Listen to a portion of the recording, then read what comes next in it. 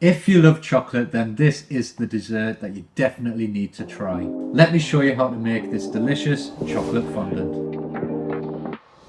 We need to start by preparing the moulds. To do that, we need to generously grease them with some butter and then dust them with cocoa powder, making sure to shake off any of the excess cocoa powder from inside. Place the moulds onto a baking tray and put them in the fridge to chill.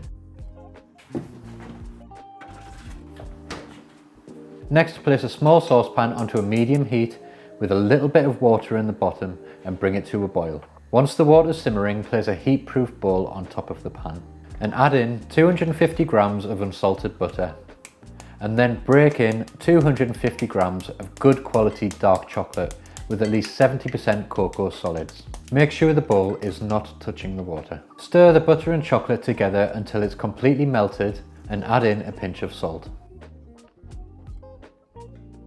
Break 5 whole eggs into a mixing bowl and then separate another 5 eggs. Keep your egg whites for a future recipe, and we're going to use the egg yolks for this recipe. Place them into the mixing bowl as well, along with 250 grams of caster sugar. Whisk them together until they're light and fluffy. I'm using a stand mixer to do this, but you could also use a small handheld electric whisk. Or if you're feeling brave, you can do it by hand. It may take a while, but it is good exercise. Now we need to fold the chocolate mixture into the egg mixture. So do this nice and gently, trying to keep as much air in the mix as possible. Now sift in the flour and gently fold that in as well.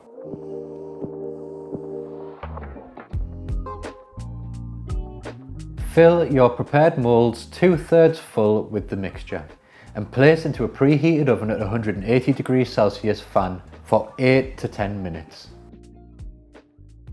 Take from the oven and leave to sit for a further 1 to 2 minutes before taking them out of the moulds. To remove from the moulds, gently run a knife just around the edge at the top, and then you can turn it out onto a plate. I like to dust mine with icing sugar and serve it with a little bit of cream, but it goes great with ice cream or custard as well. I don't think there's a chocolate lover out there that will refuse this dessert. If you've got any questions, stick them in the comments below. Thanks for watching, and I'll see you in the next video.